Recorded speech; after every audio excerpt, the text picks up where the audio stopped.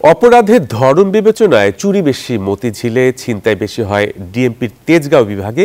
অপরাধের অভিযোগের তালিকায় নারী নির্যাতনে এগিয়ে মিরপুর। খুনাখরপির শীর্ষে আছে ওয়ারী বিভাগ।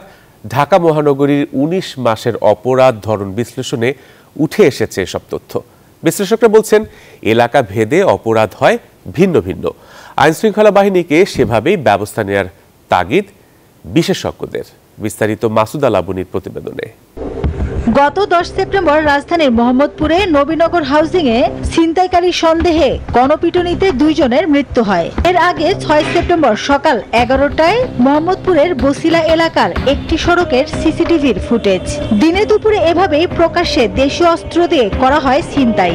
ডিএমপির অপরাধ ডাটা বিশ্লেষণে দেখা যায়, ২০২৪ সালের জানুয়ারি থেকে চলতি বছরের জুলাই পর্যন্ত ১৯ মাসে তেজগাঁও বিভাগের ৬ থানায় ছিনতাই ডাকাতির মামলা হয়েছে ১৩৫টি। এই সংখ্যা অন্যান্য বিভাগের থেকে প্রায় দ্বিগুণ।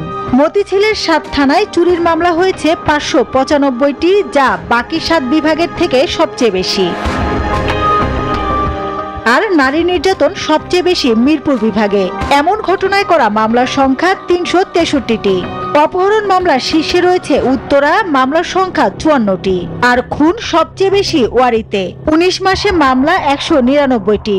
অন্যদিকে মাদক মামলায় প্রথম তেজগাঁও, দ্বিতীয় ওয়ারী।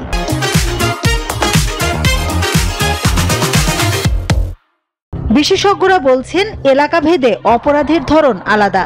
মানুষের আর্থিক অবস্থা, জীবনযাপনের মান, আর্থসামাজিক অবস্থা, ভৌগোলিক অবস্থান ভেদে অপরাধ হয় ভিন্ন ভিন্ন।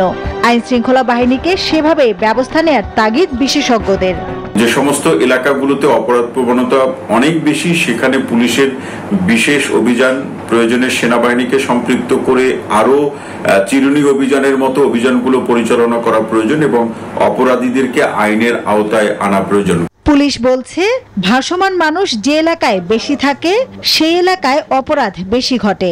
ব্যবস্থাও সেভাবে নেওয়া হচ্ছে বলে দাবি তাদের। এলাকা ভিত্তিক অপরাধের ধরন এবং কারণ অনুসন্ধান করে সেই অনুযায়ী আমরা আমাদের পুলিশ পরিকল্পনাটা হাতে নিয়েছি। আশা করি ভবিষ্যতে এই অঞ্চলে যেসব অপরাধ ছিল সেগুলো আরো কমে যাবে। চলতি বছরের জানুয়ারি থেকে জুলাই পর্যন্ত ৭ মাসে বিভিন্ন অপরাধে রাজধানীর ৫০ থানায় ১০,৫৩১টি মামলা হয়েছে। এসব মামলায় গ্রেফতার হয়েছে ২৪,০০০। আইন শৃঙ্খলা বাহিনীর একের পর এক অভিযানেও দৈরাত্ম্য কমছে না তাদের, আর আতঙ্ক কাটছে না এলাকাবাসীর। মাসুদা লাবনী, নিউজ 24, ঢাকা।